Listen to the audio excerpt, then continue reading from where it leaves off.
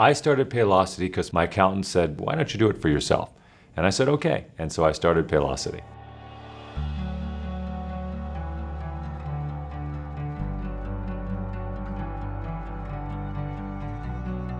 When I founded Paylocity, the original name was AmeriPay, and we changed it several years later due to a trademark lawsuit to Paylocity. We actually went through many names. I didn't like the name Paylocity at first, and I told our head of sales who brought it to me that I don't like this name.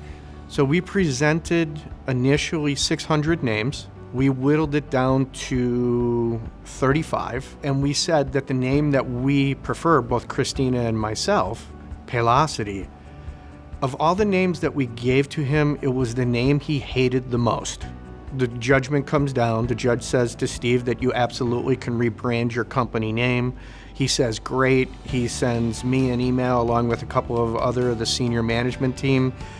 We are changing our name. We're changing it to Paylocity. Of course, this is the first that Christine or I have heard of this in the last 4 or 5 months. And, oh, by the way, Christina and Tom have 2 weeks to rebrand the company. That's a good example of how the company really ran in the first 4 or 5 years. It was crazy, it was fun, and we got a ton of stuff done just by doing. And now I love the name Paylocity. I've been wrong on a few things along the way, and that was probably one of the things I'm not very proud of being wrong on.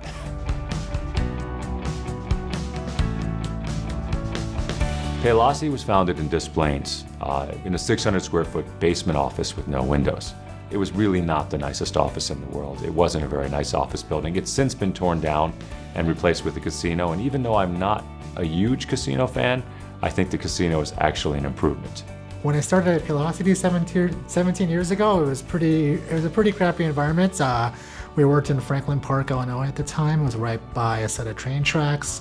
We shared a building with a framing company which would routinely leave sawdust all over our desks. Our water cups would come in, it'd be sawdust in our water cups. It was disgusting. It was not the best conditions, but we had a lot of fun, and as we grew, we kept adding rooms at that location, and then we just kept growing and growing and moved to Elk Grove, and we were so excited by Elk Grove because it was so big and we had so much parking.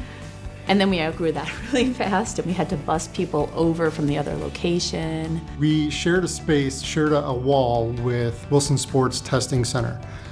So quite often you would hear them hitting balls and hitting golf balls. And so quite often as we're sitting there working, every once in a while a ball would hit the wall and everyone would duck for cover because we thought it was coming through. We thought it was only a matter of time. So it was fun. It was never boring.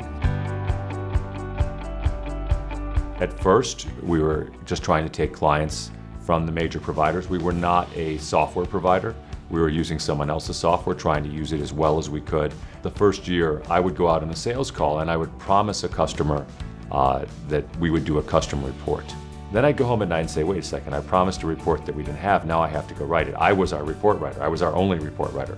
And over years, as I promised more customers more crazy things, I started learning how to do custom processing objects and all sorts of things in the software and being able to customize the software.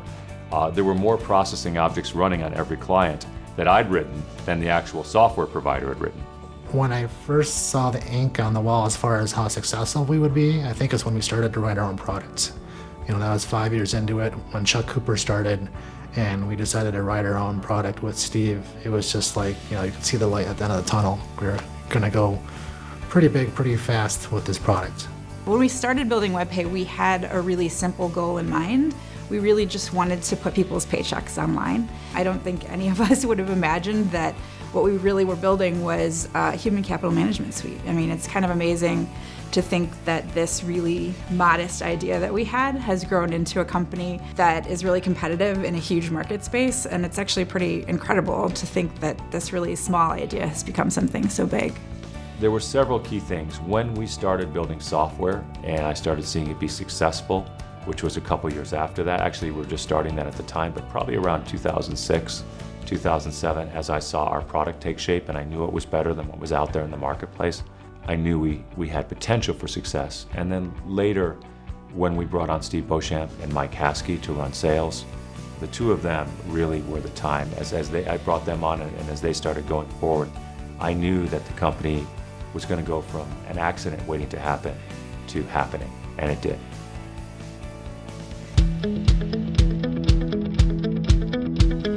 In Chapter 2, that was really the next phase, which was, can we take what Steve Sarowitz had done, this foundation, and could we really scale it? When I brought Steve Beauchamp on board, I did an exhaustive search of all the potential executives in the country, and I interviewed exactly one person, Steve Beauchamp. Steve approached me and wanted me to consider potentially joining Paylocity.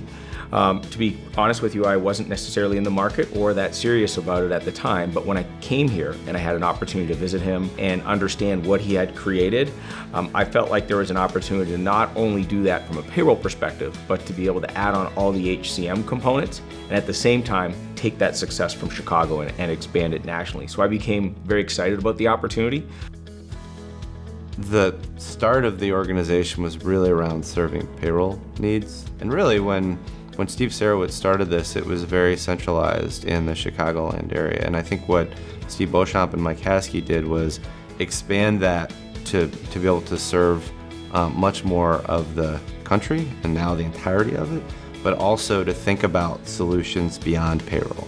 And that transformation really was what Chapter 2 is about, taking us from just providing a solution to a payroll administrator to really touching the entirety of the employee base at a company. And so when you roll all that up, the biggest milestone of Chapter 2 is our IPO in 2014, where we successfully went public and were able to put cash on the balance sheet and continue to invest in our sales force and R&D for the rest of Chapter 2. When I heard first Steve Beauchamp start talking about going public, to me that's when I really recognized like this company is up to something really big. The thought was always, we're thinking about it. We'll see. It's nothing in the near future, right? So when that actually happened, it was like, wow, we're there. We're hitting it big time. So as we all kind of ran fast and furious towards the IPO, at the beginning of that process, we all kind of thought of it as the end game, right? And it became clear that it wasn't really the end. I think of it now in retrospect kind of like high school. That high school graduation isn't the end, but it's the beginning of our next chapter, and it's really the end of our adolescence as an organization. So by the time we got to that day for the IPO, there had been so much effort, so many people involved in it, that there was almost a sense of relief and excitement at the same time that we had kind of arrived. And I think kind of sitting in Times Square and looking at the Paylocity logo on the big marquee board, it all kind of hits you at one time. I remember watching the stream of it online and I was kind of screaming like an idiot at my monitor just out of excitement. It was so amazing to see those guys, like I knew all these people and this was all just this small vision of this thing that was gonna be one day. And to just see it there, I mean, it was amazing. It was absolutely amazing. And we did the right thing, we really did. So there was also a point that every one of those naysayers were saying that we're gonna buy Paylocity, don't worry. They're gonna go out of business. And that day when we went public, and that day when I saw all those amazing people who had the vision to start this company at the NASDAQ, it was that, again, that feeling of just accomplishment and pride in what we did. And this little company out of Chicago, man, we were something. It's the closest thing I think I'll ever experience to like winning the Super Bowl. I mean, that's the feeling everybody in that room had, is to think that, when I joined the organization, it was just over 100 employees and I think $15 or $17 million in revenue. And to then be, pushing, I think, $200 or $300 million in revenue, and for that moment to have occurred, it was absolutely our Super Bowl. Going public was an affirmation that the bets that we took, the big bets that we took, paid off. To give you the color, there was a point very early on in Chapter 2 where we came over here and were extremely excited and had this plan. Well, like all good plans, they were blown up instantly by what we would refer to as the Great Recession of our time, the worst financial meltdown in most of our lifetimes. So of course I get the call from Steve Beauchamp because of this recession and the layoffs that our clients are going through and this reduced interest revenue. We actually only have enough money left to make 2 payrolls and then we're out of cash. So we had to make a decision early on in Chapter 2, and Steve Sarowitz, myself, and the other leaders sat down and said, we can either do what most companies are doing, which is tighten our belt and really just try to survive this thing, try to weather it and forget about all these great dreams we had, or we bet it all. and we put all our chips in the middle of the table, and we try to grow our way through this. And we all agree. We didn't come here to sit on the sidelines. We came here to play, and we went all in. And it was that decision to do that that got us not only through the recession, but allowed us to grow at this average of about 40% per year in this 10-year Chapter 2 run. It put us in a position to take it public, have that moment of affirmation for all that we had accomplished, all we had been through, all the fear, uncertainty, and doubt that came with it, and now has put us in this incredible position to take advantage of a Chapter 3 opportunity.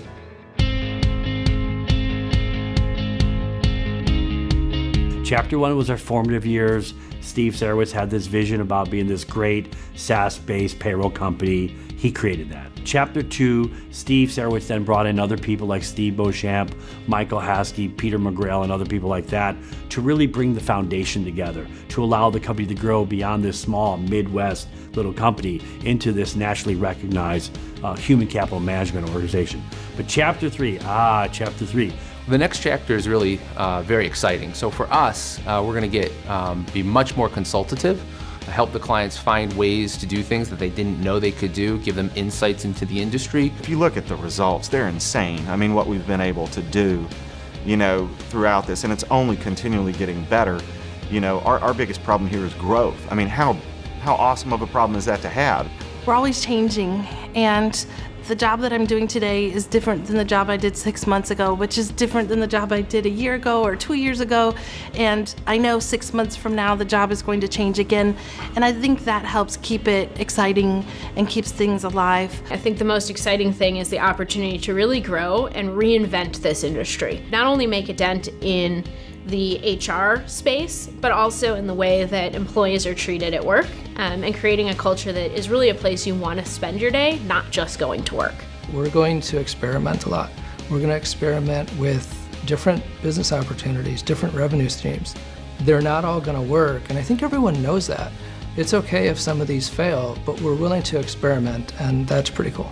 It's important to me to be able to see something that started so small to grow so big, and to be part of that, to be able to see how, when I first started, how things have changed, how things have grown, how the best parts of Paylocity, the culture, the people, the family feel has remained no matter how big we get. The best part of Chapter 3 is we shouldn't try to predetermine what's possible. In the same way companies like Apple did, the same way Salesforce.com, Amazon has done, is they started as one very successful thing, and then they didn't limit themselves, and they've become something so much bigger and so much better than they probably ever thought that they could. We want to do that same thing and see where we can go. I'm not sure I could have envisioned us sitting here 10 years ago. And there's so many things that we do today that we never even thought of 10 years ago.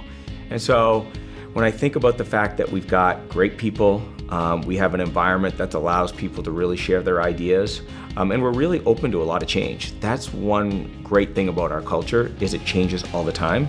So as I sit here at the start of Chapter 3, $300 million roughly in revenue, I can absolutely see us getting to $1 billion in revenue. And in many ways, we'll probably have products that we haven't even thought of today. And that's what makes it so exciting.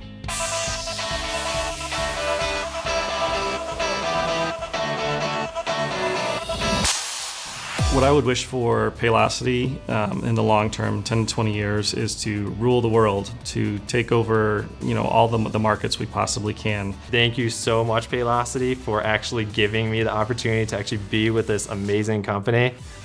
I would thank Paylocity for showing me that I have more potential than what I thought possible. I'm very, very thankful that the people that I work with are willing to try something different. They're willing to let things fail. That's very unusual in business today, and it's a refreshing way to look at things. Many, many million thank yous. It's given me professional development, personal development, amazing opportunities to make an impact in a lot of people's careers. I've been able to have a career that I wake up for each morning, and I'm excited about. To continue to evolve and to have that entrepreneurial spirit and the innovation that we need to have so we can grow. These folks are people that I get to see every day and that I get to have created a company with, and knowing that there are those people there every day that that count on you, that if you walked away from this, or if you didn't show up, that it would be meaningful to them. It really makes a difference. I don't care how large Paylocity gets. I certainly hope we continue growing. I certainly hope we continue to be profitable and successful.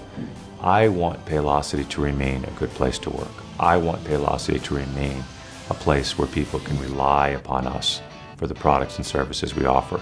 I want us to be a standard of excellence in the industry, which I believe we are today, and I want to remain that standard of excellence. It matters to me that what we do right and we do with integrity.